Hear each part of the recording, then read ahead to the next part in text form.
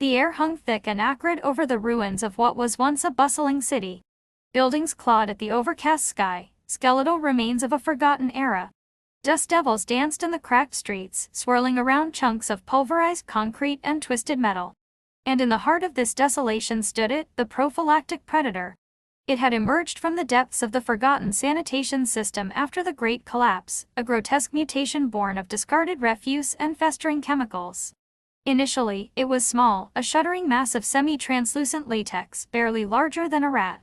But it fed. It absorbed the toxic runoff, the decaying organic matter, the very despair that clung to the ruins. It grew. Now, it towered over the shattered cityscape, a monstrous parody of its original purpose. Its bulbous head, stretched and distorted, housed two enormous, bloodshot eyes that swiveled with a terrifying intelligence.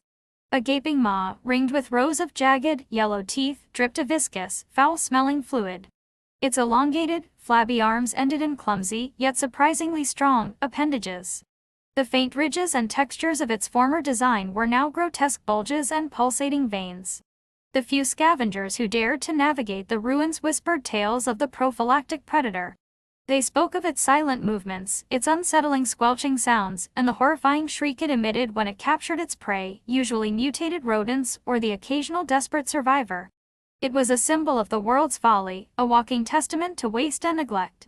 One such survivor was a young woman named Illyra.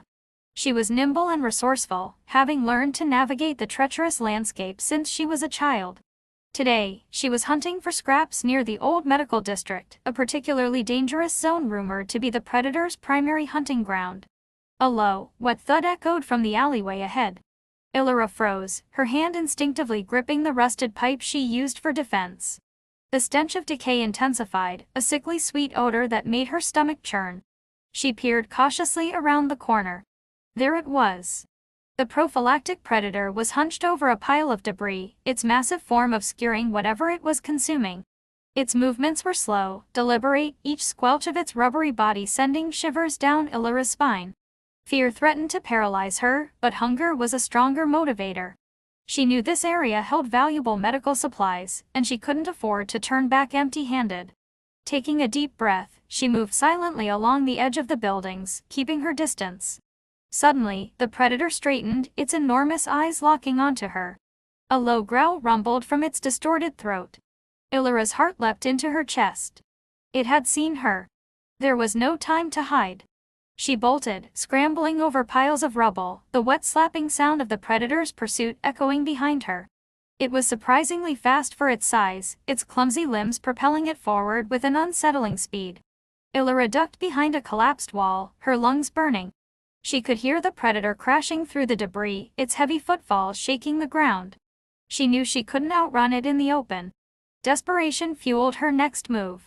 She spotted a narrow opening in the collapsed wall, leading into the darkness of a ruined pharmacy. It was a tight squeeze, but it was her only chance. She squeezed through, scraping her arms on the jagged edges of the concrete. Inside, the air was thick with the dust of decaying medicines. Shelves lay scattered, vials and bottles shattered on the floor. The predator's massive form couldn't fit through the opening. Illyra pressed herself against the back wall, listening to its frustrated roars and the sounds of it tearing at the debris. She knew it wouldn't give up easily. It was patient, relentless. But for now, she was safe. Trapped, but safe. As the predator continued its furious assault on the collapsed wall, Illyra closed her eyes. The image of its grotesque form burned into her mind, a horrifying reminder of the monstrous consequences of a world drowning in its own waste. Her survival, she knew, was a constant battle against the ghosts of the past and the literal monsters they had spawned. Illyra pressed herself deeper into the shadows of the ruined pharmacy, the pungent smell of decaying chemicals stinging her nostrils. The prophylactic predator's frustrated roars echoed from the other side of the collapsed wall, punctuated by the crunching of concrete and the tearing of metal.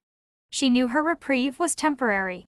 The creature was too persistent, driven by a primal hunger that wouldn't easily be denied. Her eyes scanned the gloom, trying to make sense of the scattered remnants of the past.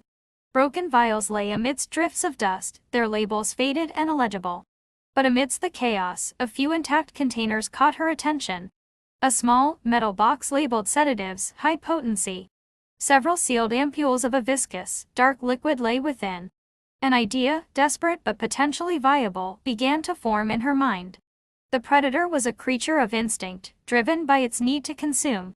Perhaps that very instinct could be its undoing. Carefully, Illyra pried open the metal box. Her hands trembled as she selected 2 of the ampules. She then searched for something to mix them with.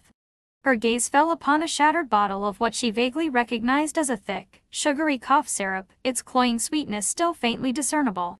Working quickly and silently, she used a shard of broken glass to carefully extract the sedative from the ampules and mix it with the syrupy liquid in the broken bottle. The resulting concoction was a dark, viscous sludge, its sweetness masking the potent drug. She then needed a delivery method.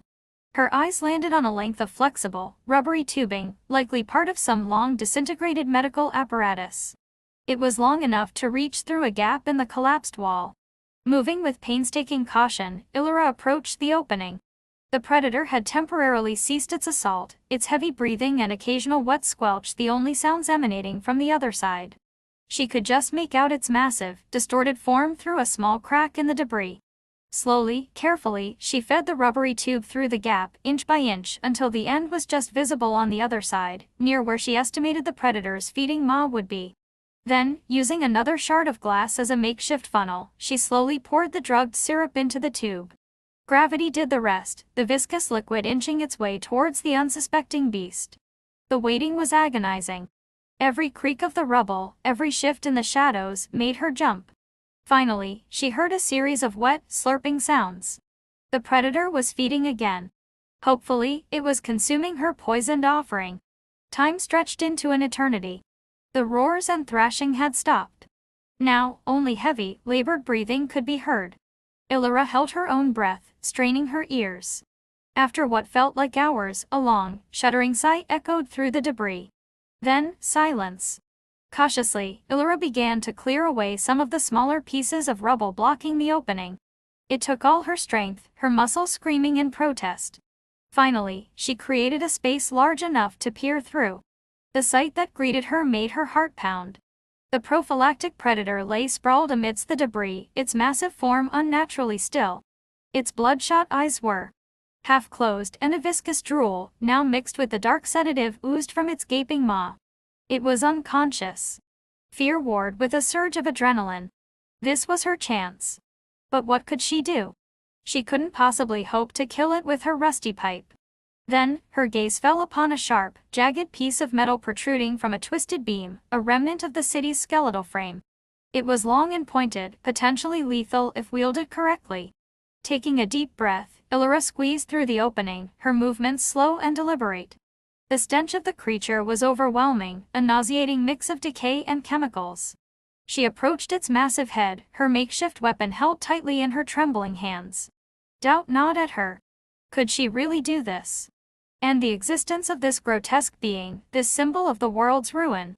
It was a monster, born of human folly, but still a living thing.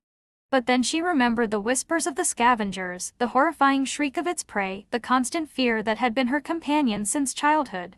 This creature was a threat, a constant reminder of the devastation. With a surge of grim determination, Illyra raised the jagged metal. She aimed for what she guessed was a vital spot, a vulnerable point in its distorted head. Just as she was about to strike, a faint whimper escaped the predator's maw. Its massive body twitched slightly. A wave of revulsion washed over Illyra. It was still alive, still capable of suffering. She hesitated, her hand frozen in mid-air. Could she bring herself to deliver the final blow? The answer came not from her mind, but from the memory of a desperate scream she had once heard, cut short by the predator.